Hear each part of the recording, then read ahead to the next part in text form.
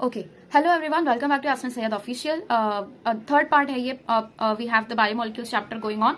अब इस चैप्टर में जो है इस चैप्टर में जो है we were talking about biomolecules. Biomolecules का इंट्रोडक्शन देख लिया हमने, बहुत सारे इसके अंदर के पिछले के पार्ट्स में जो मेन पोर्शन था ना वो आगे पीछे हमने कवर कर लिया है। आज का जो लेक्चर है, इस लेक्चर में will be talking about proteins, polysaccharides और न्यूक्लिक एसिड्स।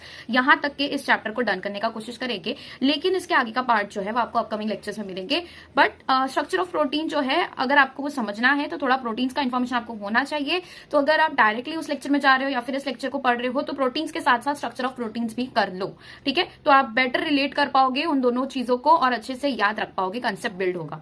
तो जो प्रोटीन्स है बेसिकली, इसको स्टार्ट करते हैं डायरेक्टली। अब यहाँ से जो पार्ट है ना, थोड़ा कंसेप्चुअल स्टार्ट होता है, थोड़ा मेमोराइजेशन, दोनों पार्ट इसके अंदर आ जाते हैं। बेटर आप लोग को ये रहेगा कि आप स्ट्रक्चर्स की सादा सादा प्रैक्टिस करो, बिकॉज प्रोटीन्स के अंदर आपको जो एग्जाम्पल्स दिए हैं उनके अंदर क्या है वो सब आपको मेमोराइज करना पड़ेगा। दूसरा, स्ट्रक्चर की आपको प्रैक्टिस करनी पड़ेगी, ठीक है। तो आज के लेक्चर में मैं आपको ये सारी चीजों का कंसेप्ट एकदम क्रिस्टल क्लियर करने का ट्राई करूंगी। So let's begin.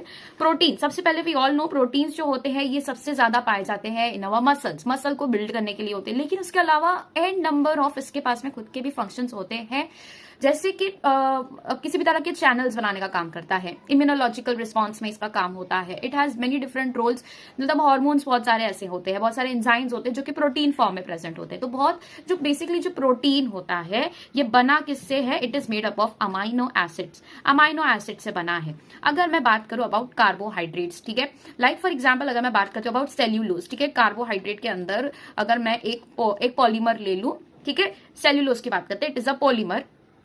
इसका मोनोमर क्या है? मोनोमर सेल्यूलोज जो है ये एक तरीके का कार्बोहाइड्रेट के अंदर आता है, राइट। सेल्यूलोज एक पॉलीमर है, इसका मोनोमर जो है ना, इसका जो मोनोमर है that is your beta D glucose. Beta D glucose इसका मोनोमर है। इतना भी अगर आप याद रखोगे तो ठीक है, बट बेटर रहेगा कि इतना पूरा याद रखो, क्योंकि मैं आगे आप लोगों को बताने वाली हूँ what is beta D glucose, what is alpha D glucose. Linkages की बात के लिए हम आगे का जो लेक्चर रहेगा उसके अपकमिंग वीडियोस में आपको यहाँ पर पार्ट दिया हुआ है ना लिंकेजेस का, वहां पे will be talking about linkages, ठीक है। यहाँ पे आपको जो ये बॉन्ड्स के बारे में बात की गई है ये आगे के लिए आप छोड़ो, अभी हमें लिंकेजेस के ऊपर इतना ध्यान नहीं देना है। वी शुड एटलीस्ट जैसे कि देखा जाए ना, अगर हमें क्या करना चाहिए, साथ ही साथ लिंकेजेस करना चाहिए। तो लिंकेजेस की बात करेंगे साथ ही साथ में, क्योंकि आप लोग को बेटर याद रहेगा, ठीक है। लेकिन उसको डिटेल में अगर आपको समझना है कि कौन सा लिंकेज है तो we have other lectures for that. आगे वाले लेक्चर में, आगे पोर्शन में आपको आने वाला है। अभी हम बात कर रहे हैं अबाउट दिस। ये जो पॉलीमर है ना, इसका मोनोमर है बीटा डी ग्लूकोज। मतलब ये इस पर्टिकुलर कंपाउंड के बार बार मिलने से, बॉन्ड करने से, अटैच होने से सेल्यूलोज बनता है। अगर मैं बताऊं कि ग्लूकोज ये तो एक मोनोमर हो गया, we have another monomer as well. हो सकता है राइबोस हो जाए, ठीक है, हो सकता है अल्फा डी ग्लूकोज हो जाए, हो सकता है बहुत सारे अलग और चीजें आ सकती है, लाइक अमाइलोज आ सकता है, अमाइलोपेक्टिन आ सकता है। तो ये सारे बिल्डिंग ब्लॉक्स होते हैं। ये जो है कुछ और चीज भी बना सकते हैं, राइट। तो जो अल्फा डी ग्लूकोज है, बीटा डी ग्लूकोज है, वी हैव फ्रक्टोज ऑल्सो। तो ये बेसिकली क्या करता है? बिल्डिंग ब्लॉक्स है। मैं ये तो नहीं कह रही कि ये जो पूरा ये जो सेल्यूलोज है ये ग्लूकोज से भी बना है, राइबोज से भी बना है, अल्फा डी ग्लूकोज से नहीं, सिर्फ एक ही चीज से वो बना है, बाकी चीजें इसके अंदर इन्वॉल्व नहीं है। तो ऐसे polymers that is made up of only one monomer, ठीक है। The repeating structures is only one type of monomer, ठीक है। रिपीटिंग स्ट्रक्चर्स जो इसके अंदर पाए जाते हैं, रिपीटिंग स्ट्रक्चर्स जो होते हैं that is only one type of monomer, ठीक है। ऐसे स्ट्रक्चर्स को हम क्या कहेंगे? ऐसे स्ट्रक्चर्स को हम कह देते हैं होमोपोलीमर्स। ऐसे स्ट्रक्चर्स को हम क्या कह देते हैं? होमोपोलीमर्स। यहां तक कि आप लोग को समझ में आया कि होमोपोलीमर्स क्या है? होमोपोलीमर्स जो होते हैं, होमो मतलब सेम, तो सेम मोनोमर से जो बने हुए होते हैं उससे हम कह देते हैं, लाइक यहाँ पे अल्फा डी ग्लूकोज है, फिर यहाँ पर वापस अल्फा डी ग्लूकोज है, यहाँ पर वापस अल्फा डी ग्लूकोज है। तो ऐसा जो चेन बनता जाएगा, इसका जो पॉलीमर बनेगा उससे we will say it as homopolymer. लेकिन ठीक है, लेकिन अगर मैं बात करूं अबाउट प्रोटीन्स, ठीक है, प्रोटीन के केस में अगर मैं देखूं तो एक अमाइनो एसिड यहां पर प्रेजेंट है, ठीक है। एक अमाइनो एसिड जो है वो कैसा प्रेजेंट है? यहां पर एक अमाइनो एसिड प्रेजेंट है, उसके बाजू में दूसरा कोई amino acid, because we all know कि जो प्रोटीन बनाने वाले अमाइनो एसिड्स होते हैं वो कितने होते हैं? There are 20 different types of amino acids that can make a protein. तो यहाँ पर जो प्रोटीन होता है इसके बिल्डिंग ब्लॉक्स जो है ना वो इस केस की तरह सेम नहीं होते हैं। यहाँ पर जो बिल्डिंग ब्लॉक्स है, कभी कोई एक अमाइनो एसिड है, कोई दूसरा अमाइनो एसिड है, फिर उसका स्ट्रक्चर रिपीट हुआ, फिर कुछ और अमाइनो एसिड आ गया, फिर कुछ और अमाइनो एसिड आ गया। तो इस केस में क्या कहते हैं हम, in this case we will say कि यहाँ पर लिंकेजेस बन रहे हैं, ये चेन भी रेडी हो रही है, बट सिंस यहाँ पर के जो बिल्डिंग ब्लॉक्स है वो एक कांस्टेंट नहीं है, वो चेंज होते रहते हैं, उनके अंदर कॉम्बिनेशंस बनते हैं, उसके अलग परम्यूटेशंस कॉम्बिनेशंस मिल सकते हैं। That is why here we will call it as heteropolymer. Hetero मतलब डिफरेंट होता है, तो मतलब डिफरेंट टाइप्स ऑफ मोनोमर्स इसके अंदर पाए जाते हैं। मोनोमर्स कैसे होते हैं, इसके डिफरेंट होते हैं, टाइप्स मिलते हैं, डिफरेंट होते हैं, that is why we will call it as heteropolymer. तो ये दो चीज तो आपको सबसे पहले क्लियर हो जानी चाहिए। अब पॉलीमर्स के बारे में, प्रोटीन्स के बारे में क्या लिखा है, that will understand. Proteins are polypeptides. Polypeptides, जो पेप्टाइड बॉन्ड होता है ना, पेप्टाइड बॉन्ड को हम आगे समझेंगे क्या होता है बेसिकली। यहाँ पे मैं इसको समझा दूंगी अभी। जो पॉलीपेप्टाइड्स होते हैं, ठीक है, पॉलीपेप्टाइड्स की बात करें, पॉली मतलब बहुत सारे, इसके अंदर पेप्टाइड्स मिलते हैं ना। What is peptide? पेप्टाइड क्या होता है, जब कोई दो अमाइनो एसिड मिलता है, when two amino acids meet, तो इनके बीच में जो बॉन्ड बनता है, that bond is called as what, this is amino acid 1, this is amino acid 2, इनके बीच में जो बॉन्ड प्रेजेंट है that is called as peptide bond. क्या होता है वो? पेप्टाइड बॉन्ड होता है। अब वो कैसे बनता है वो हमें समझना है। देखो, हमने ऊपर के लेक्चर्स में क्या पढ़ा था कि यहाँ पर एक स्ट्रक्चर बताया था मैंने, ठीक है, अमाइनो एसिड का एक स्ट्रक्चर बताया था मैंने। क्या स्ट्रक्चर था वो? यहाँ पे आके देखो, these are all amino acids. क्या स्ट्रक्चर था? एक सी होता है, दैट इज कार्बन, इसको हमने क्या कहा था? सब्स्टिट्यूटेड मीथेन्स कहा था। क्या कहा था हमने? सब्स्टिट्यूटेड मीथेन्स। अब मैं तुमको बताती हूँ कि जैसे सपोज करते हैं एलेनिन एक ले लेते हैं, एक हमने ले लिया एलेनिन और दूसरा हमने ले लिया है ग्लाइसिन। क्या ले लिया हमने? ग्लाइसिन, ठीक है, ग्लाइसिन ले लेते हैं। अब इन दोनों के बीच में बॉन्ड बनाना है, कैसे बनेगा? एलेनिन क्या है? इट इज मिथाइल ग्रुप यहाँ पर ऐड किया हुआ होता है, तो मिथाइल ग्रुप ऐड कर दो, ठीक है। यहाँ पर हम ऐड कर देते हैं H, we have NH2 over here, we have methyl group over here and here we have COOH। अब यहाँ पर हम ऐड करते हैं C, ठीक है, H, और यहाँ पर ये तुम्हारा R वाला पार्ट है, ठीक है। मिथाइल ग्रुप यहाँ पर होता है, यहाँ पर H प्रेजेंट होता है, यहाँ पर सेम NH2 रहेगा, यहाँ पर सेम COH रहेगा। अगर ये स्ट्रक्चर आपको नहीं समझ में आ रहे हैं, फर्स्ट लेक्चर में जाओ, फर्स्ट लेक्चर मैंने सब चीज आपको समझाई है। ये क्या है? आपका एलेनिन है। This is structure, which structure is this? This is glycine. Glycine के बारे में मैंने क्या बताया था? Is the simplest amino acid. अब इसके बीच में जो पेप्टाइड बॉन्ड होता है वो कैसे बनता है?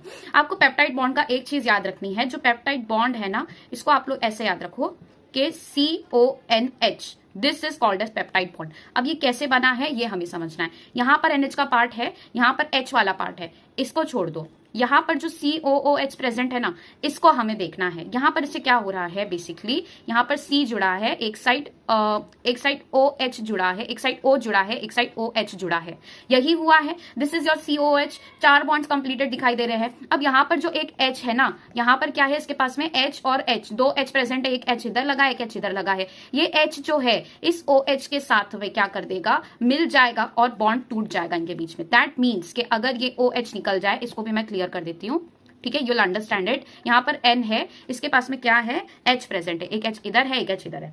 ये पूरा OH निकाल दो, तो एक बॉन्ड इससे बनाना बाकी रह गया और एक बॉन्ड इससे बनाना बाकी रह गया। Then will get what? क्या मिलेगा हमें? यहाँ पर ये दोनों के बीच में बॉन्ड फॉर्म हो जाएगा। क्या फॉर्म हो जाएगा?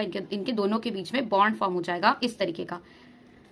समझ आया क्या हो रहा है? यहाँ पर डबल बॉन्ड CO के साथ में है, दैट मीन्स कि अगर एक CH3COOH यहाँ पर प्रेजेंट है, यहाँ पर NH2 प्रेजेंट है, यहाँ पर H प्रेजेंट है, तो ये जो NH2 था इसके अंदर का सिर्फ एक H इसको मिल गया, दूसरा बॉन्ड बनाना बाकी है। वही अगर हम यहाँ पर बात करें तो यहाँ पर C है, इसके साथ में डबल बॉन्डेड O है, यहाँ पर C है, सेम H प्रेजेंट है, NH2 प्रेजेंट है और दूसरी जगह पर भी H प्रेजेंट है, because it is what? It is glycine. Glycine है तो R इसका इधर पे इस तरीके से प्रेजेंट हमने दिखाया। तो हमने कुछ नहीं किया, खाली ये वाले पार्ट को यहाँ पे हमने शिफ्ट किया है फॉर योर बेटर अंडरस्टैंडिंग। अब यहाँ पर जो इसका फोर्थ वाला जो वैलेंसी है कार्बन का और यहाँ पर नाइट्रोजन का जो थर्ड वैलेंसी है, बिकॉज नाइट्रोजन मेक्स 3 बॉन्ड्स, ठीक है, तभी वो स्टेबल रहता है। तो यहाँ पर क्या हो जाएगा बेसिकली? ये दोनों के बीच में बॉन्ड फॉर्म हो जाएगा। ये दोनों के बीच में जो बॉन्ड फॉर्म हुआ है दैट इज योर, ठीक है, that is your this bond, peptide bond. समझ में आ गया? CONH। यहाँ पर जो O है इसके पास में क्या होगा? खुद का क्या होगा बेसिकली?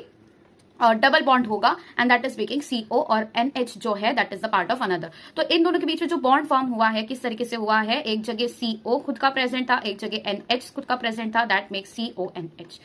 इतना क्लियरली समझ में आया है तो कमेंट में बता दो, ठीक है।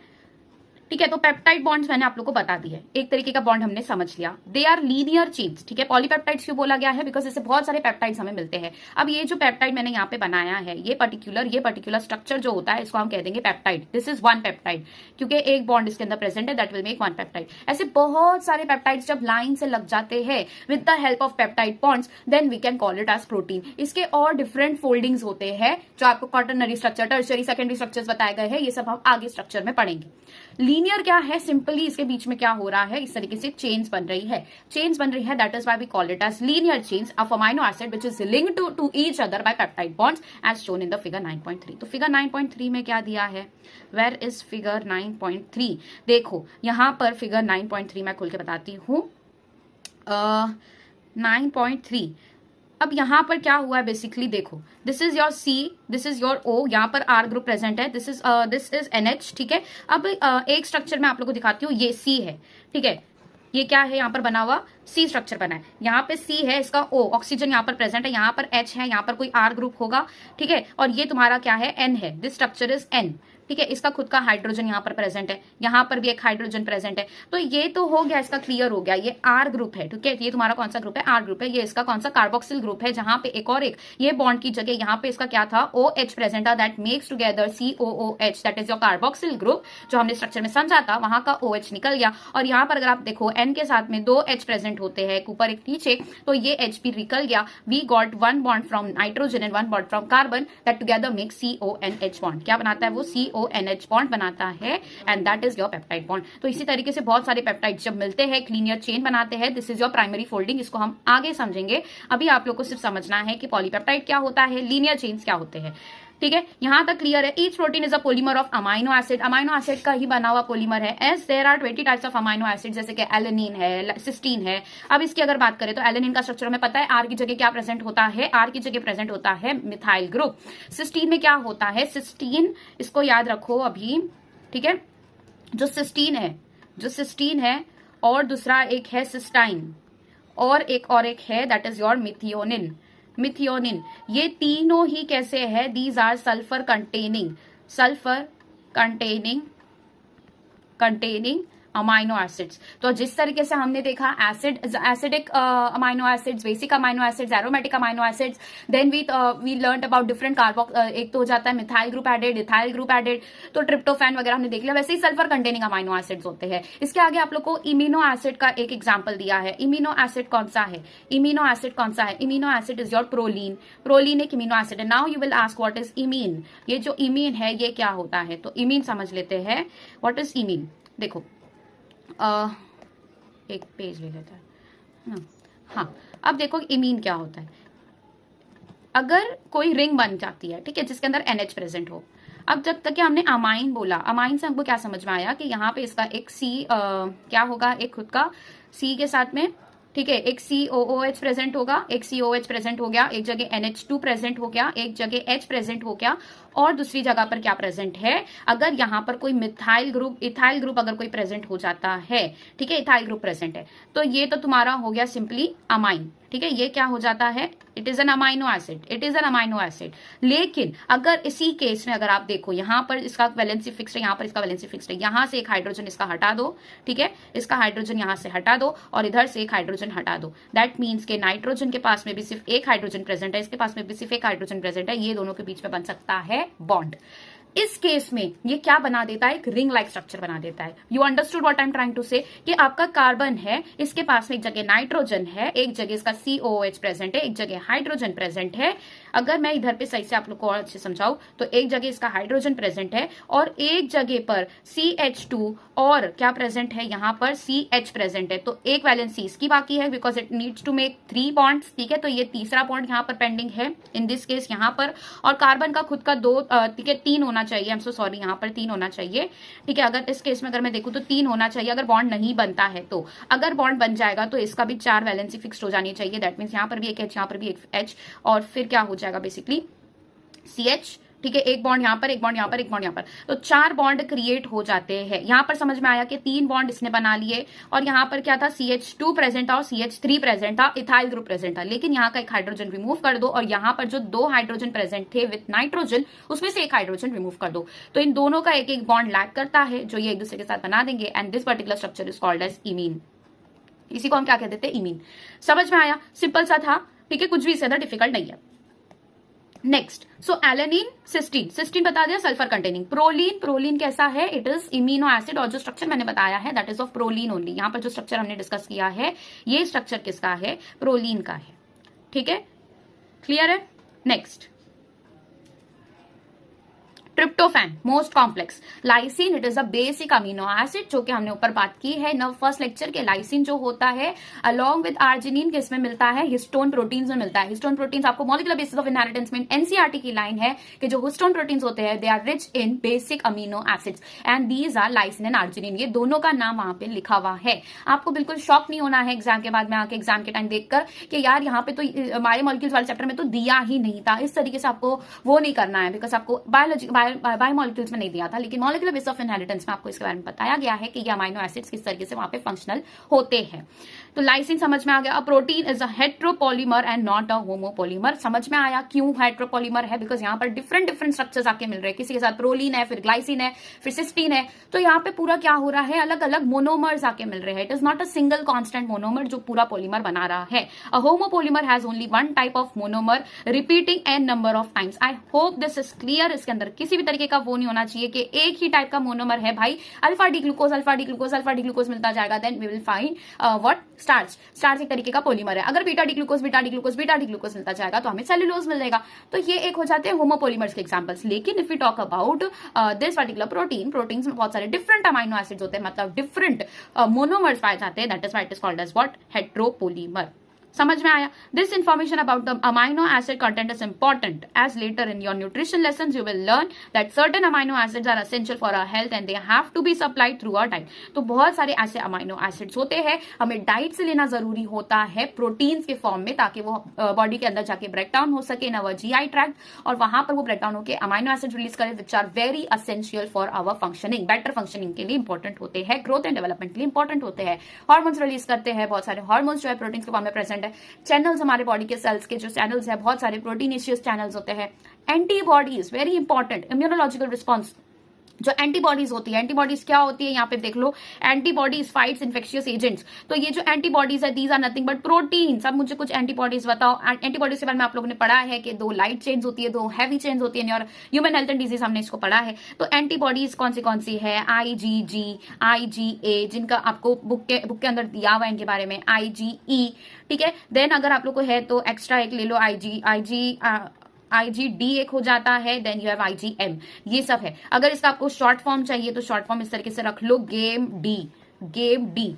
तो IgG, IgA, IgM, IgE, IgD, ये आपको 5 एंटीबॉडीज जस्ट याद होने चाहिए। इसके अंदर से 3 तो आपके टेक्स्ट बुक में डायरेक्टली दिए हुए हैं, बाकी के 2 आप लोग जस्ट फॉर योर बेटरमेंट याद रख सकते हो। This information about amino acid is important. क्यों इंपॉर्टेंट है भाई, क्योंकि हमें न्यूट्रिशन वाले लेसन में समझ में आएगा कि अमाइनो एसिड्स किस तरीके से रोल प्ले करते हैं। They have to be supplied through our diet, लेना जरूरी है। Dietary proteins are the source of essential amino acids. बहुत सारे ऐसे अमाइनो एसिड्स होते हैं जो कि एसेंशियल होते हैं, और कुछ ऐसे अमाइनो एसिड्स होते हैं विच आर नॉट एसेंशियल, मतलब कि दोनों ही अमाइनो एसिड्स हमारी ग्रोथ एंड डेवलपमेंट में काम कर रहे हैं। लेकिन जो एसेंशियल अमाइनो एसिड्स होते हैं they can be taken only through our diet. अगर हम वो नहीं खाएंगे तो वो अमाइनो एसिड्स हमारी बॉडी में नहीं पाए जा सकते, या फिर वो हमारी बॉडी उससे सिंथेसाइज नहीं कर सकती है।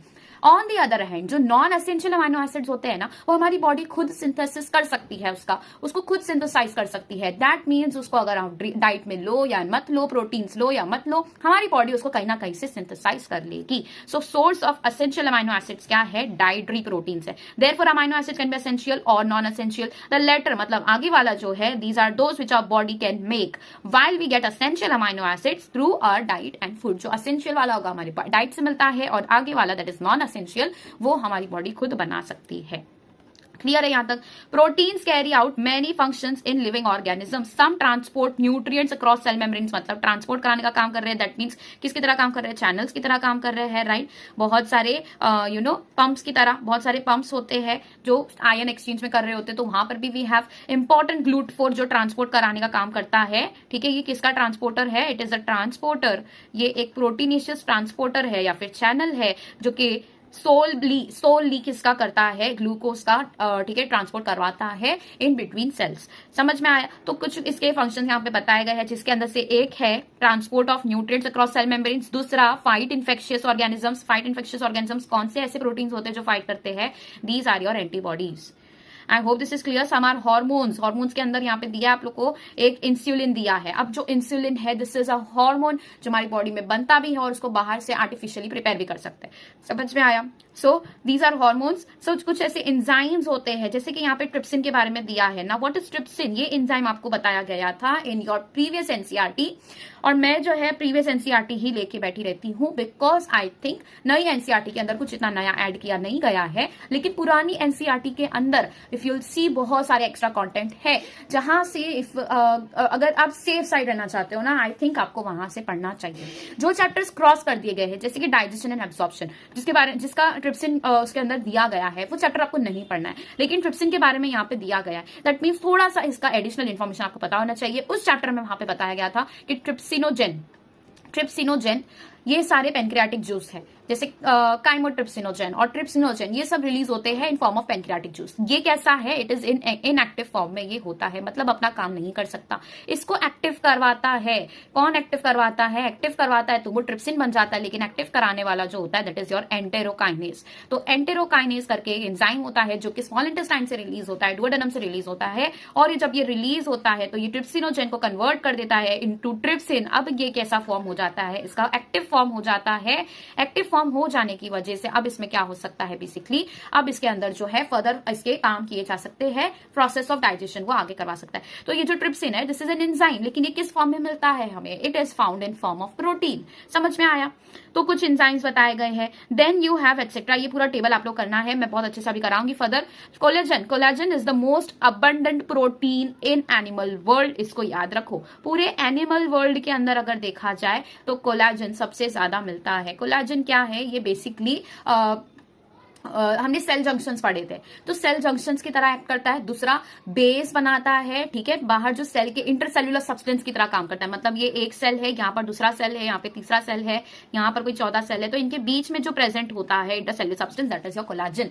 ठीक है, और ये बहुत इंपॉर्टेंट होता है in animal world. Ribulose bisphosphate carboxylase oxygenase that is RuBisCO is the most abundant protein in the whole biosphere. तो दूसरा आ जाता है होल बायोस्फीयर में सबसे ज्यादा अबंडेंट कौन सा प्रोटीन है? That is your rubisco. अब ये रूबिस्को क्या है, इसके बारे में कहां दिया है? प्लांट वाले चैप्टर में, जो आप लोगों को फोटोसिंथेसिस वाला चैप्टर है, वहां पर बताया गया था। एक रूबीपी करके एक क्या होता है, एक केमिकल कंपाउंड होता है जिसका कार्बोक्सिलेशन करना पड़ता है। तो क्या करना पड़ता है? उसका कार्बोक्सिलेशन करना पड़ता है। तो उसके लिए जो एंजाइम यूजफुल होता है दैट इज रूबिस्को। तो यहां पर कौन सा एंजाइम यूजफुल होता है? रूबिस्को यूजफुल होता है। अब ये रूबीपी का ऑक्सीजनेशन भी करवा सकता है, तो दो चीजें करवा सकता है, या तो ये कार्बोक्सिलेशन करा देगा या तो ऑक्सीजनेशन करवा देगा। अगर ये ऑक्सीजनेशन करवा रहा है तो तो यहाँ पर we can say it as oxygenase, और अगर कार्बोक्सिलेशन करा रहा है तो we can call it as carboxylase. तो यहाँ पर since it can do both things, तो ये रूबिस्को बिसफॉस्फेट क्या है? Rubisco bisphosphate is nothing but your रूबीपी।